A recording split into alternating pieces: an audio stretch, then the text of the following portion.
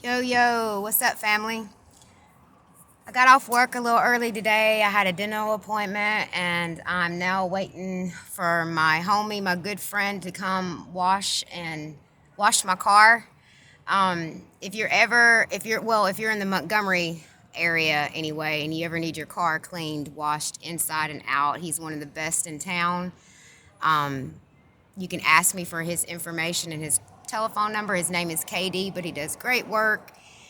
He also does a lot of yard work, so look out for your friends. Give them business when you can.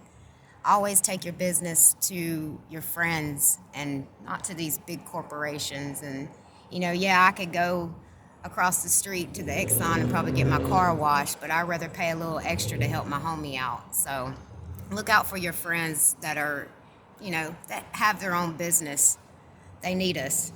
But anyway, as I'm sitting here waiting on him to get here, I thought I would read you guys some more scriptures out of the book of Jeremiah, since we got all this taking place here lately. Let's see. We're going to start with Jeremiah chapter 21, verses 13 through 14. Behold, I am against thee, O inhabitant of the valley, and the rock of the plain, saith the Lord, which say, who shall come down against us, or who shall enter into our habitations? But I will punish you according to your fruit of doing, saith the Lord, and I will kindle a fire in the forest thereof, and it shall devour all things round about. Jeremiah 22, 7 through 10. And I will prepare destroyers against thee, every one of his weapons, and they shall cut down the choice cedars and cast them into the fire.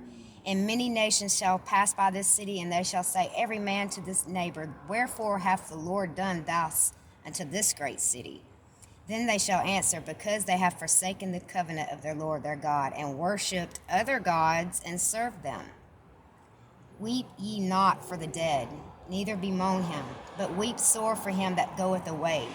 For he shall return no more, nor shall he see his native country. Jeremiah 51:37. And Babylon shall become heaps a dwelling place for dragons, an astonishment, a hissing without inhabitant. Jeremiah 51:42. The sea comes up upon Babylon. She is covered with the multitude of waters thereof. Her cities are desolation. Jeremiah 51:44. And I will punish Baal in Babylon. Mystery Babylon, family. Jeremiah 51:47. Therefore, behold, the days come that I will do judgment upon the graven images of Babylon, and her whole land shall be confounded, and all her slain shall fall in the midst of her. One word I've been coming across many times in the gospel here lately, is all in the book of Jeremiah, along in other books in the Bible, is astonishment.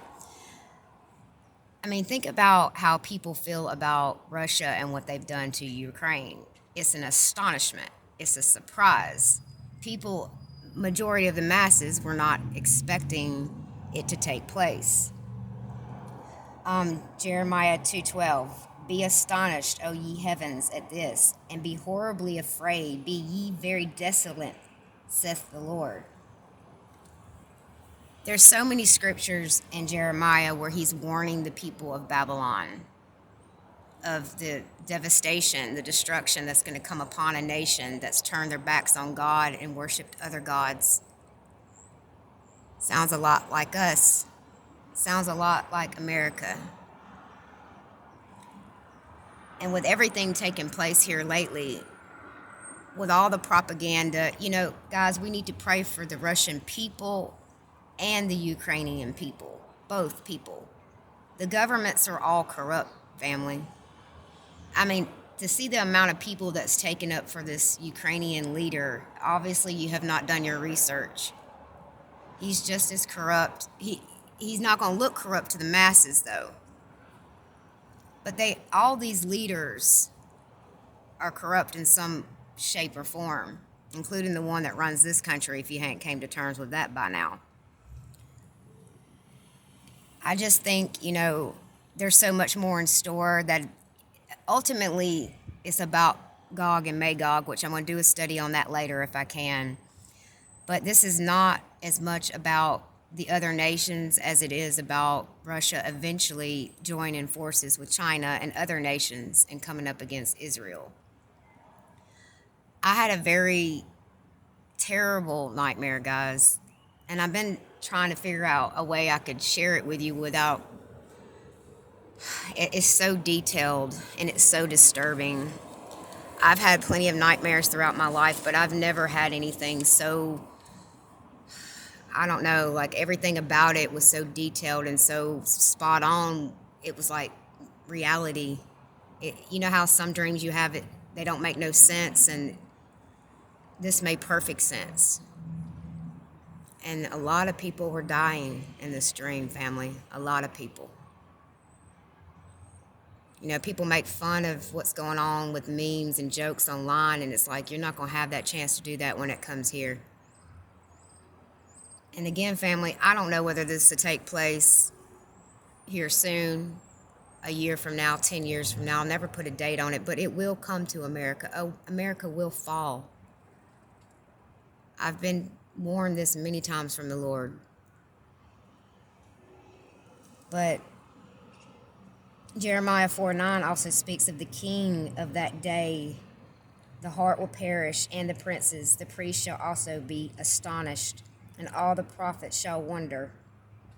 Jeremiah 51:37, and Babylon becomes, a place of astonishment. It becomes a dwelling place for dragons, for beasts.